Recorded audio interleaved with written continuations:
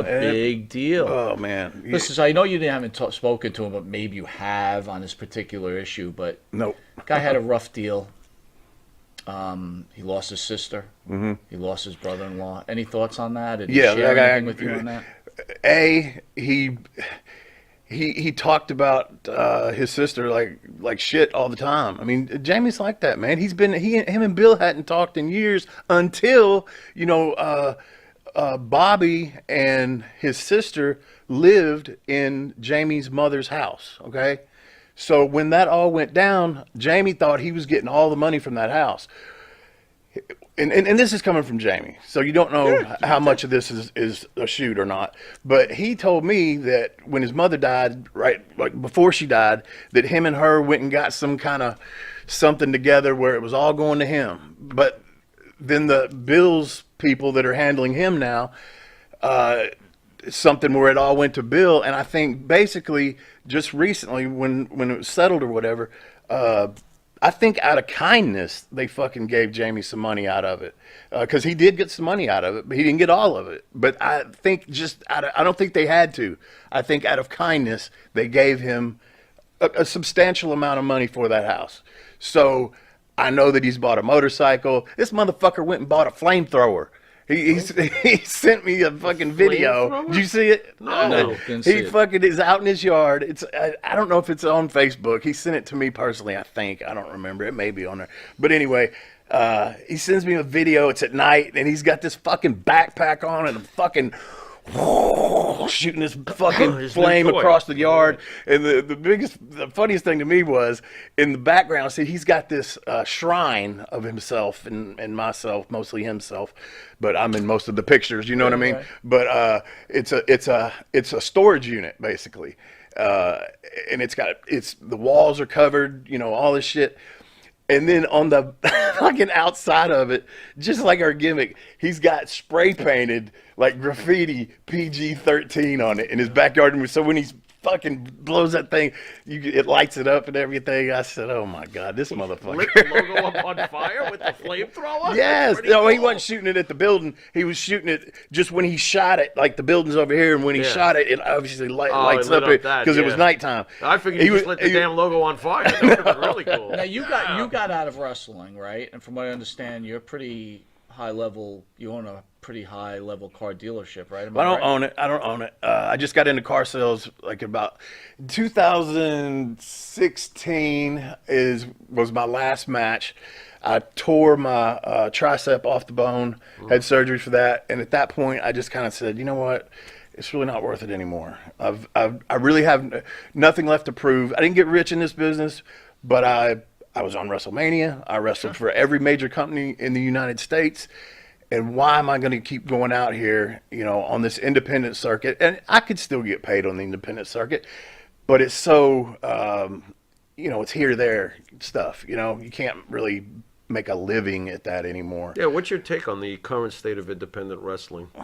I don't really care for it, man. I'll say this, man. A lot of these guys, see, I was lucky when I got in, man. Got to wrestle with guys that had been around a long time. Pez Watley, Chris Champion took me under his wing. OVW's creator, Danny Davis. I wrestled him every single fucking night when I started USWA. Usually we do a single. Jamie would work Ken Wayne in a single, then we'd come back in a tag later, stuff like that. Danny Davis taught me how to work. I got to work with some of the best, man. Tommy Rich and Doug Gilbert and, just all these people, man. And these guys today, they don't have that. They have each other, So it's like, it's the blind leading the blind. Can they do more shit than I could ever do? Absolutely. They're great athletes, but it's just the storytelling is not there. Nobody can throw a punch anymore.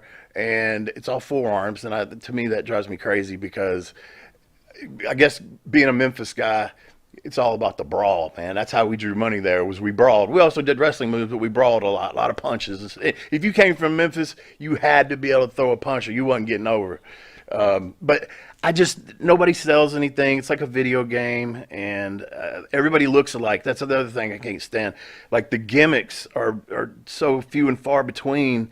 And I'm a gimmick guy, man. Look at my, I came up with the PG-13. I came up with Slash. I've always liked the gimmicks. My favorite wrestlers were the gimmick guys. So I think that's what it's missing too. Is you got to have some, because to me wrestling is live action superheroes, right? Mm-hmm. And I also think that what's happened now, UFC starts getting over. All these guys are marks for UFC, so they want to emulate. So-and-so, they throw these kicks and they don't even go down. Well, that's fucking UFC, and people know that's a fucking shoot. If I want to watch wrestling, I want to be fucking entertained. The guys that get over can talk, and they don't even really have to do that many fucking moves, man. I call it putting sauce on it. Think about it. Dusty Rhodes, a fucking elbow, okay? Somebody goes out there, just does an elbow, okay. But he put all that shit into it, and the motherfucker would fly. So it's about the show to me. So on that Dinner, steak, ribs, or pork chops. Why not add a little bit of spice or just a touch of heat to make the difference? Change that scrambled egg with a little bit of Johnny Fabulous's John Cena Sr.'s $1 Million Jalapeno Hot Sauce. Great on burgers, steaks, chops, and those barbecued ribs. Wrestling fans, now you too can look as cool as Monty and the Pharaoh by wearing the official Monty and the Pharaoh sunglasses at night for $8.99 each. That's only $8.99 each. Now available at montyandthepharaoh.com. All right, welcome back to Long Island's #1 pro wrestler broadcast, Monty the Pharaoh, seen here out of Indie Music TV, where we have our special guest, Woflie D. Mr. D. Mr. D. I had that on my shorts at one point. One question, would you think that, we were speaking about this on Thursday's show, would you feel that the Andy Kaufman, Jerry Lawler gimmick was the most important thing that ever happened in pro wrestling? as far as the E in entertainment that Vince loves to speak of today. Man, I think it was that brought wrestling to a different level, and it was also the absolute best, without a doubt. No one's even a close second at keeping something kayfabed for that fucking long. Oh, yeah. That was fucking brilliant. Lawler is, some people don't give Lawler the credit, man. Lawler is one of the fucking best, if not the best, I've ever been in the ring with. He calls it all in the ring, and it all makes fucking sense, man. I used to watch him after my match. I'd watch anything he did because he's a fucking genius in the fucking ring, man. Especially working against big guys and shit, man. Has the best punches in the business. He can throw in, most guys got one punch that they can throw, and they have to work really hard to make that look right. This motherfucker can throw jabs, uppercuts over, both hands. I really try to mimic that. I can throw a number of punches, and I pride myself on that, but it's because of him, man. But going back to that, dude, Letterman didn't know what was going on. Nobody knew what the fuck was going on. And how long did they kayfabe that till Lawler finally came out and said, because I had him on my podcast, and we talked a little bit about that, man. And I told him, I said, man, that's just the greatest shit. I bought that like a motherfucker. Yep. I remember. I think we all did. If I were to give you, the whole nation obviously did. You're a Memphis guy, Yeah. but if I had to give you two big events that happened in pro wrestling that altered, I'll give you three. Okay. Lawler Kaufman, Cyndi Lauper, Lou Albano Piper, That was huge. Stone Cold Steve Austin, Mr. McMahon. I mean, you got to go with Stone Cold and McMahon, because that was what started the wars and all that kind of stuff, and that was just a great time in wrestling. Cyndi Lauper and all that took it to a mainstream level, and I think you got to put Hulk Hogan in that category, Sure. that sequence there, because he was a part of that. So that all goes along with that time period to me. But for a guy from the Memphis territory to get into it with the guy from Taxi, and it go on to David Letterman and all that kind of stuff, and it was absolutely the most believable of those three you just gave me, and everybody thought it was real. And to me, that makes it that much more important that they were able to kayfabe it and make everybody believe. to this day, let me throw this in there. To this day, you can still, the guys, they don't kayfabe, they ride together, get out of the car together, blah, blah, blah. Man, you can still, even though it's out there, wrestling is a work, you can still make people believe a little bit.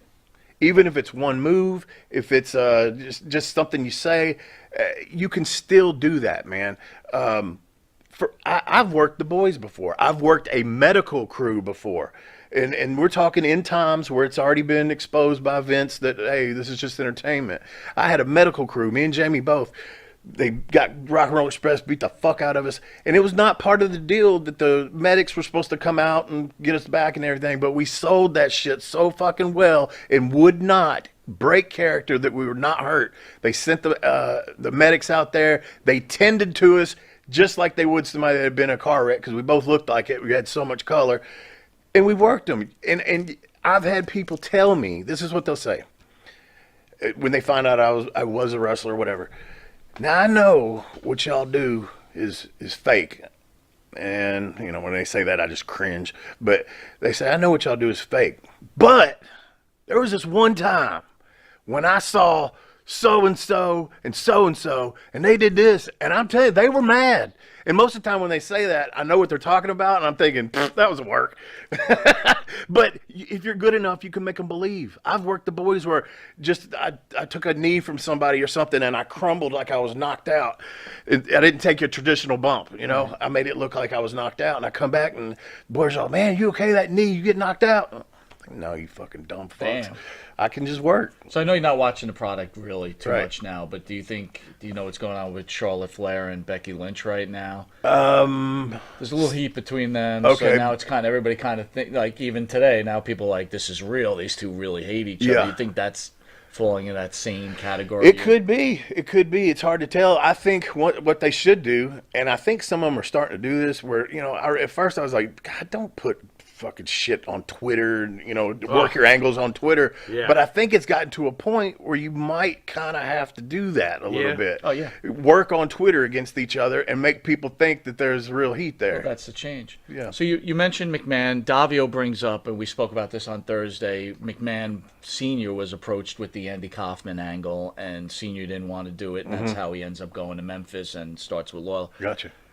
Junior wanted to do it. But anyway, you were in the WWE. Any encounters with Vincent Kennedy McMahon? Yeah, and it was not really, it was kind of embarrassing because, I wrote the Nation of Domination rap. They had us go up and record it at the studio. I had written all the lyrics and everything. And we go up there with Jim Johnson and we put it on tape. Well, he gives us that instrumental to take back with us on a cassette to put in the car while we're traveling in Memphis because, we kind of did the Run DMC where we pitched back and forth to each other and then sometimes double. So me and Jamie would ride up and down the road rehearsing this thing the whole fucking way because we knew Survivor Series, that was where we were going to debut, yada, yada. Well, we get up there to Survivor Series and then Vince comes out and he wants to see his new rap act, the entrance. So we got to walk through it. We are the nation of domination. We start. Boom, boom, boom, boom, boom. All of a sudden, we are the nation of domination comes in again at a point where it wasn't supposed to. What he gave us, like we were supposed to be through about, 4 lines, 5, 6 lines before it did it again. So it comes on. And we're rapping over top of it. And then I'm like, oh, hang on, wait. So Vince is watching, and the first time we see him, we fuck it up. And he's like, what's going on here? What's going on? I'm like, this is not the music. I said, they've changed the cadence of the Nation of Domination part. I said, let me listen to it for a second, and I'll fix it. And that's the thing. Jamie don't have a rhythmic bone in his body.